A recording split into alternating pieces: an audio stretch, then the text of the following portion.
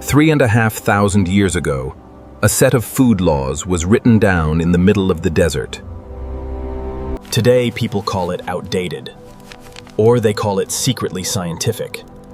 The truth is more interesting than either. So let's actually go back in fees to what Leviticus chapter 11 says, why it says it, and what nutrition science really shows today. Not one used to scare the other into agreeing. Two honest tracks, history and science, side by side. Around 1400 BC, Israel had just left Egypt. They were forming a new identity as a people set apart. Leviticus 11 lays out which animals were clean and unclean for that community to eat. Land animals needed to chew the cud and have a split hoof. Water creatures needed fins and scales.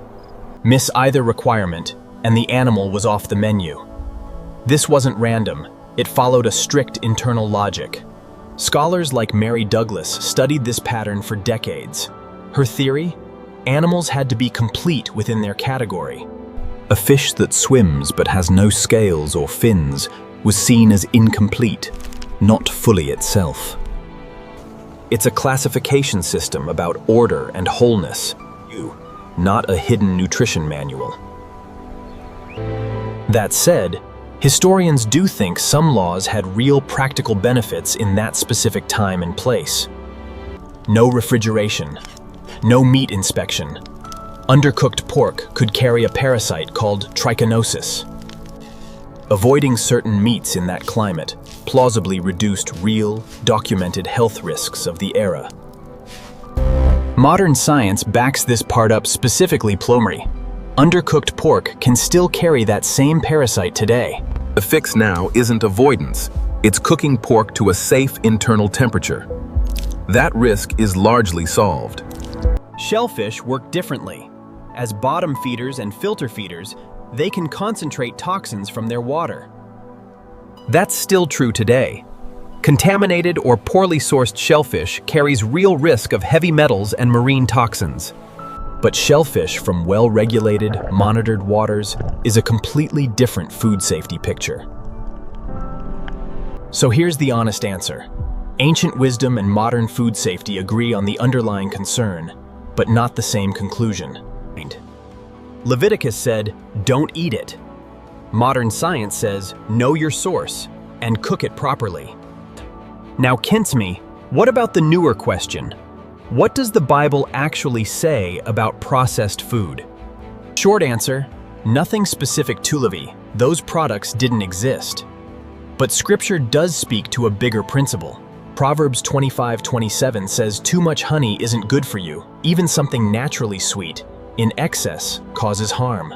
That's not a verse about ingredient lists. It's a much older, simpler idea. Moderation matters more than any single food. Nutrition science today says almost exactly the same thing. No single food is the villain. Total pattern and portion matter most.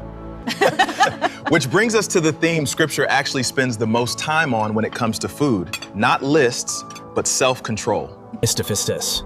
Proverbs 23:20 warns against joining those who overindulge without limit. Philippians 3:19 warns gluttony in Scripture was never really about calorie counts. It was about losing the ability to say, enough. That's a discipline conversation, not a shame conversation. And it's one modern psychology takes seriously too. Mindful eating, appetite awareness, eating without distraction forts, these overlap with what Proverbs was describing millennia earlier. 1 Corinthians 6:19 puts it simply, your body is a temple, not a machine to optimize, not a project to fix, a temple. That framing changes the question. Not what's forbidden, the question, but what honors the body I've been given. So here are 3 practical takeaways, not 7 fear-based warnings, just 3 honest ones. 1. Cook meat properly and know your food sources, Kharkivs. That's just modern food safety, not a loophole around Leviticus. 2. Eat with attention, not distraction, Kool-Aid. That's the self-control Proverbs actually cared about. 3. Let body as temple mean care, not punishment. That's the actual heart of these texts. History and science don't need to be forced into agreement to both be worth understanding. Sometimes, that's enough.